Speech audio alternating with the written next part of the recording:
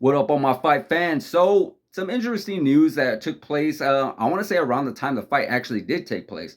Khabib Nurmagomedov reached out to Ciryl Gane and actually offered a hand to Ciryl Gane and said, "Hey, come over to my country, to my land.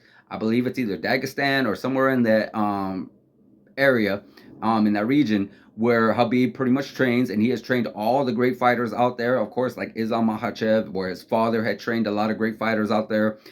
You already know Habib. He has a lot of family members that are fighters as well. They train out of AKA, and they're actually some in UFC, some in Bellator, probably some others that we just do not know just yet. But yeah, he is basically one hell of a fighter, and we already know Habib. He's definitely one of the greatest of all time, and he is definitely one of the greatest trainers. I mean, good God, when it comes to grappling, this guy is literally probably one of the greatest of all time.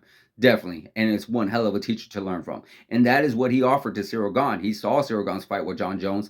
And we already know Ciryl Gane had some issues regarding wrestling. We saw what happened with him and Francis Ngannou. Francis Ngannou pretty much won the fight due to his wrestling. And Francis Ngannou isn't a wrestler. So, that just says a lot. And then we see Jon Jones, who is a way better and more higher level expert wrestler than a Francis Ngannou.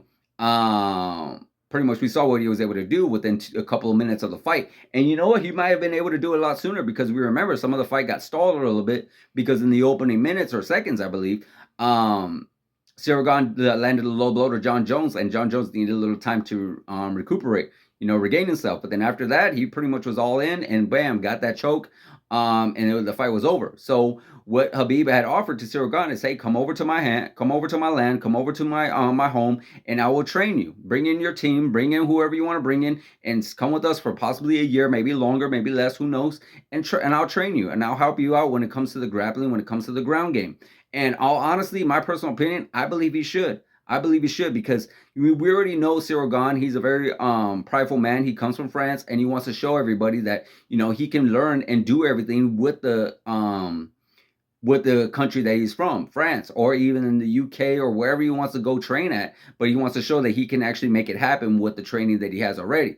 Well, at the end of the day, you're still going to fight, and you're still going to do your country proud, because that's where you're from. That's where you are born. But at the end of the day, you also got to do what you can to make yourself better. You can't just focus on one team, one trainer, or one just area where you decide to train at, whatever you want to call it. I remember the perfect guy that actually did this was Georges St-Pierre. Georges St-Pierre went to Thailand. Georges St-Pierre obviously stayed home in Canada. Georges St-Pierre went to New York to learn grappling. Again, like I mentioned, he went to Thailand, to Asia, different parts of the world over there in Asia, to learn better kickboxing, taekwondo, and Muay Thai, and all these different MMA, learn all these different MMA experiences that he wanted to learn. And then he learned great jiu-jitsu over there in New York with some of the Gracies and such. And of course he went to Los Angeles and trained with Freddie Roach for boxing. So Georges St-Pierre literally wanted to train with all the best athletes out there to learn the best martial arts, I should say.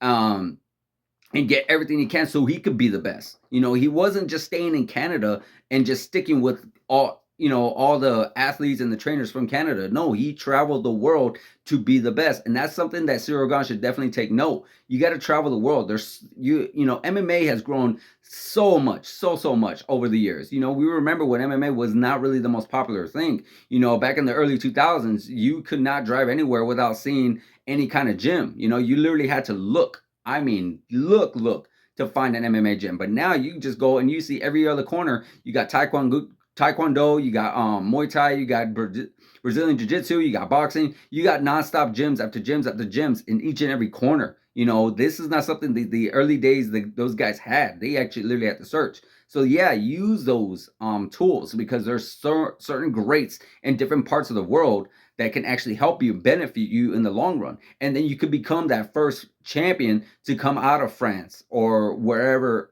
he's actually originally located. It sounds like he fights out of France, but yeah, maybe he can actually do that. Maybe he can actually become a champion, because he has one hell of a great stand-up game. In the stand-up world, if this was like a pure kickboxing match, I think he would have probably even beat Jon Jones. Possibly, because he has the power and he has the great striking skill. We've seen what he was able to do with Derek Lewis and what he was able to do with Tai Tuivasa. So, he still has a lot of good game in there. But his grappling needs a lot of work. I mean, the guy looks like almost like a white belt, pretty much. And to be over there as looking like a white belt and pretty much already challenging for the championship 3 times because he won the interim against Derek Lewis, then lost against Francis, and then lost to John Jones. So yeah, it's definitely crazy to see that he was able to go so far with the skills that he has already. So I mean, that's still very impressive. Very impressive. At the end of the day, it's still impressive.